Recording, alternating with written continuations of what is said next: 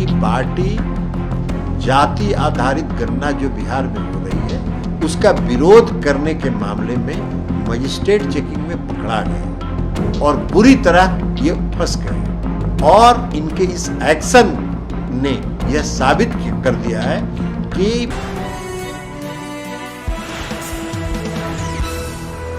BJP तरह करेगी बात। बीजेपी का काम है समाज में कैसे धार्मिक उन्माद पैदा किया जाए और कोई भी मौका भारतीय जनता पार्टी जिसको हम लोग बड़का झूठा पार्टी कहते हैं, वो कोई भी मौका ऐसा नहीं छोड़ती है जिससे समाज में धार्मिक उन्माद फैलाए। हम लोग समाज के हर धर्म का सम्मान करते हैं, हर धर्म का हम लोग आदर करते हैं, हर धर्म मानने वाले लोगों की सुरक्षा की गारंटी देते हैं। तो इसलिए उनका काम है धार्मिक उन्माद फैलाना, हम लोगों का काम है समाज के हर धर्म का सम्मान करना। सुशील मोदी कह रहे हैं कि कास्ट सेंसस पर डाटा क्यों नहीं जारी हो रहा है। सुशील मोदी जी को छोड़ दीजिए ना। सुशील मोदी जी पहले ये तो बताएं कि भारत सरकार विरोध क्यों कर रही है। कौन तरह का केंद्र की सरकार है जो दिन में करती है कुछ एफिडेविट और शाम में कुछ एफिडेविट करती है, और शाम में जो एफिडेविट करती है उसमें सिर्फ पैरा 5 डिलीट करती है, और उसके ऊपर में जो लिखा हुआ है कि सिर्फ गणना कर जाती है, जनगणना कराने का अधिकार सिर्फ केंद्र सरकार का है।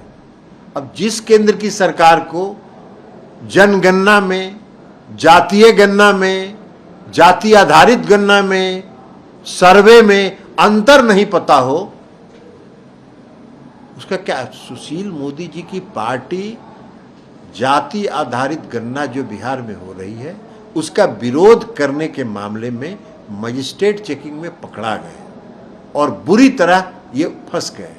और इनके इस एक्शन ने यह साबित कर दिया है कि भारतीय जनता पार्टी अति पिछड़ों की विरोधी पार्टी है, गरीबों की विरोधी पार्टी है। समाज में कोई काम अगर किया जाए उत्थान के लिए, डाटा कलेक्ट किया जाए तो वो उसके विरोधी पार्टी है। आरक्षण की विरोधी पार्टी है। 2015 में मोहन भागवत जी ने क्या कहा था, आरक्षण का विरोध किया था कि आरक्षण पर पुनर्विचार किया जाए। अब अभी इनके जो प्रधानमंत्री के जो आर्थिक सलाहकार हैं, क्या नाम है उनका, विवेक देबुराय कह रहे हैं संविधान को बदल देना चाहिए। कौन टाइप का काम कर रहे हैं। जो बाबा साहब भीमराव अंबेडकर ने जो संविधान बनाया उसको भी बदलने की बात कर रहे हैं। ये सब मोदी जी के नाम से संविधान हो जाए तो सारा देश मोदी जी के नाम से हो जाए। और संविधान बदल के ये चाहते होंगे कि उसमें लिख दिया जाए कि भाई जब तक श्री नरेंद्र मोदी जी जीवित रहेंगे देश के प्रधानमंत्री बने रहेंगे। ये नहीं चाहते होंगे, और क्या चाहेंगे। ऐसा कहीं होता है। लोकतंत्र है, इसी को लोकतंत्र आप कहते हैं। ये लोकतंत्र को समाप्त करना चाहते हैं। ये समाज में सामाजिक सद्भाव को खराब करना चाहते हैं। ये समाज में सांप्रदायिक सद्भाव को खराब करना चाहते हैं। धार्मिक उन्माद फैला रहे हैं। सुबह से शाम तक मीडिया में देखते रहिए, धार्मिक उन्माद फैलाने का समाचार चलता रहे। तो ये सब धंधा ये करते रहे। देश की जनता अब इन पर कोई भरोसा नहीं करती है। देश की जनता को मालूम है कि आपको करना कुछ नहीं है, प्रवचन देना है, देश की जनता की भावना भड़काना है, भावना भड़का के वोट लेना है, अब 5 साल आनंद करना है। सर क्या कारण है कि इंडिया की जो बैठक है उसी दिन एनडीए ने भी अपनी बैठक रख दी वहां।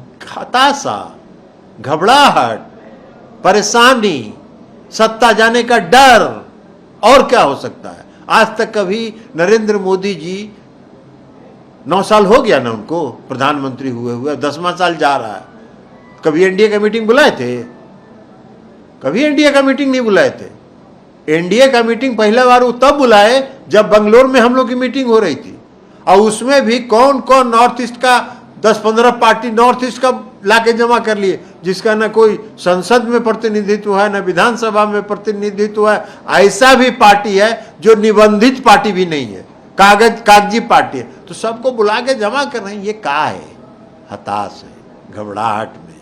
एनडीए की बैठक होती थी जब आदरणीय अटल बिहारी वाजपेयी जी देश के प्रधानमंत्री थे, जब श्रद्धेय अडवाणी जी भारतीय जनता पार्टी के नेता थे, जब श्रद्धेय मुरली मनोहर जोशी जी भारतीय जनता पार्टी के नेता थे, हम सबों के नेता आदरणीय जॉर्ज फर्नांडिस साहब एनडीए के उस समय कन्वेनर थे और नियमित हर 3 महीने पर एनडीए की बैठक होती थी। सभी दलों के नेताओं को बुलाया जाता था, सभी दलों के नेताओं से विचार विमर्श होता था और तब कार्यक्रम बनते थे। इनको क्या मतलब है 2014 से लेके